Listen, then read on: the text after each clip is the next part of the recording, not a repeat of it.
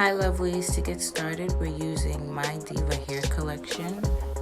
I got it from AliExpress.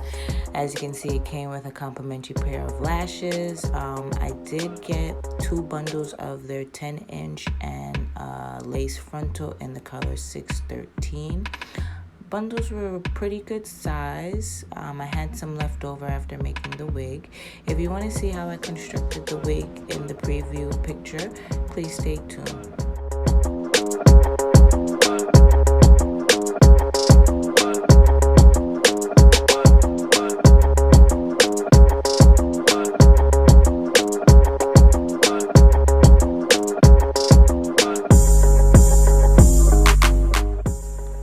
So we're going to get started with our canvas blockhead. I'll leave a link in the description box for this canvas blockhead. I bought it on Amazon for about $20-something. As you see, you really do want to put the lace frontal a little bit lower than your cap, if you get what I'm saying. And the reason for that being is once you cut the cap, you want to make sure that the lace frontal lays flat on your forehead.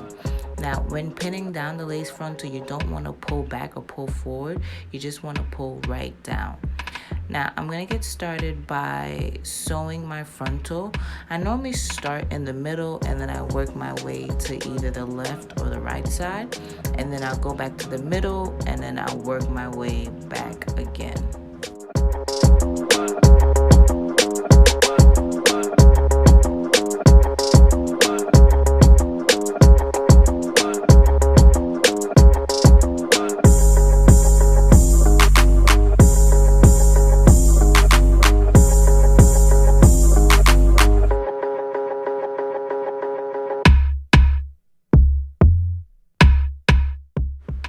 I did start sewing some of the tracks onto the wig cap off camera.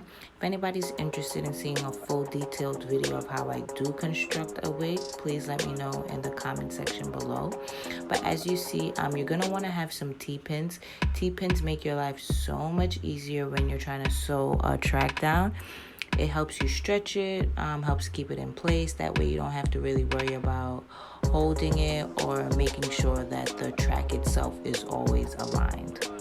I do have some flyaway hairs. Don't mind that, guys. It is so hot where I am right now, so the fan is on 100. That's why it kind of looks like the hair is just floating in the wind like that.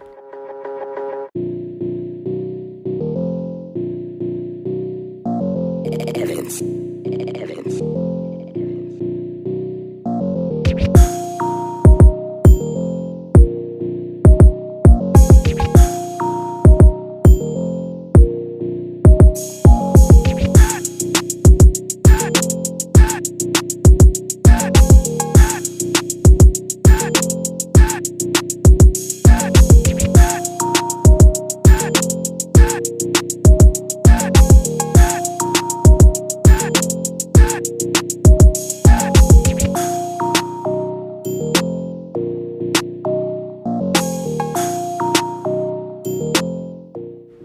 My phone died while I was making this wig, so I wasn't able to get the final look on camera.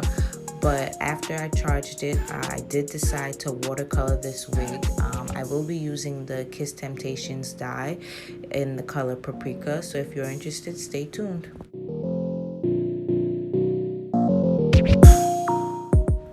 Now, the first step for doing watercolor is making sure you have some hot boiling water. As you can see, I'm making 2 batches of boiling water. While the water boils, I will be taking my color and I will be mixing it with some silicone mix conditioner.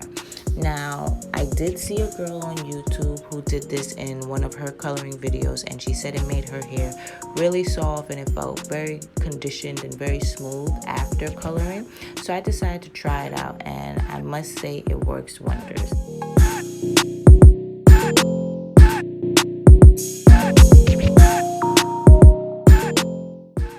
Now, after boiling the hot water and putting it in a basin or a pan, I will be dumping my mixture of conditioner and dye into that water, and I'll be using this little hair whisk basically to mix that up.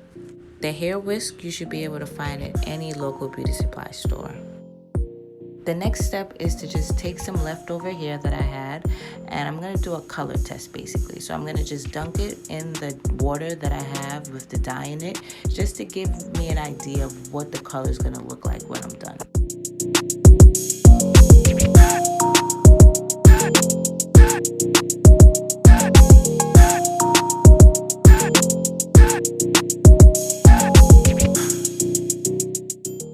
That color was a little lighter than I expected, so I'm just going back in with my dye and I'm going to mix it up with some conditioner and add that to my water.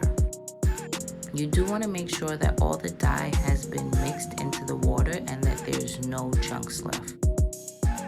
As you can see, I'm just dipping the wig all over the water.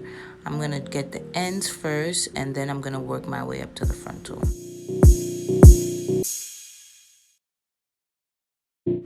It is super important that when doing this method, you have a brush or a comb handy. What's that going to do is it's going to just help the color evenly separate over the blonde hair and make sure every strand gets some color.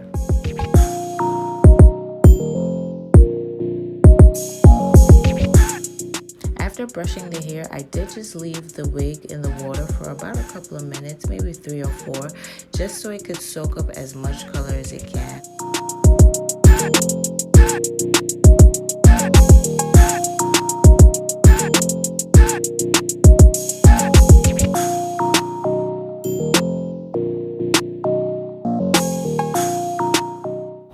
This is why it's super important to have 2 batches of water.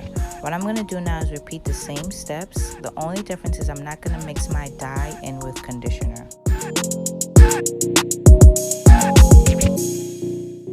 I do have to add, even though it's not required that you wear gloves, I think that you guys should wear gloves. I chose not to wear gloves in this video because I was too lazy to look for them.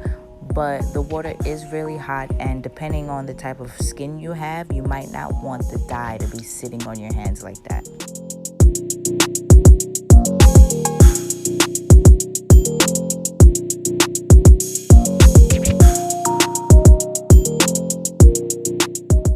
Again, I'm just having the hair soak up in the water just so that it could catch as much color as possible. I did leave this hair in the water for about 10 minutes and I repeated this step one more time.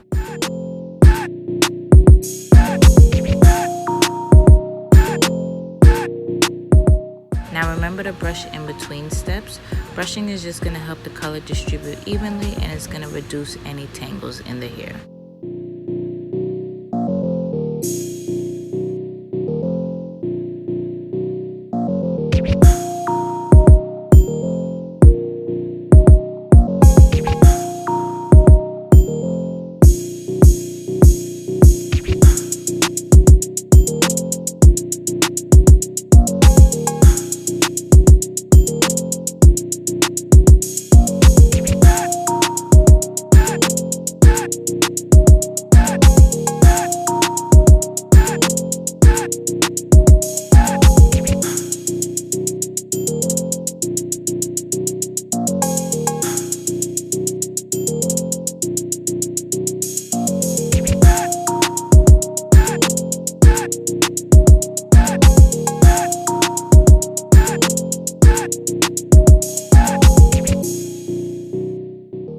Coloring this hair took about 30 minutes all in all.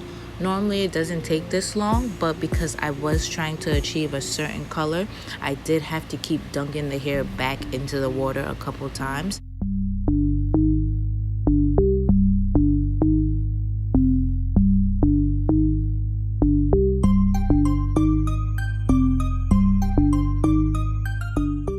Alright, so I've washed out any excess color that was left in the hair. Now I'm going to just go on with my Garnier Fructis Color Shield shampoo and shampoo the cap itself. That's basically just to get any dye or leftover residue from out of the wig cap.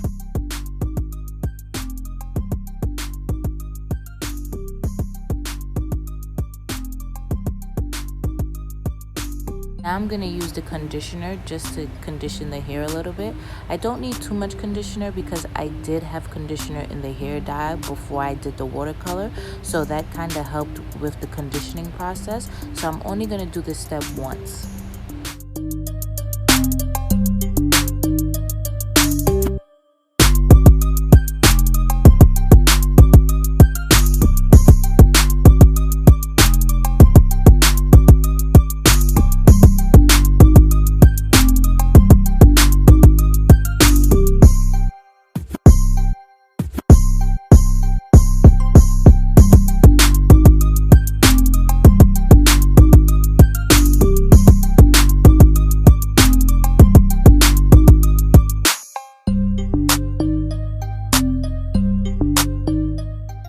To achieve this hair color, I did use 1.5 bottles of the Kiss Temptations hair dye. I love how this paprika looks.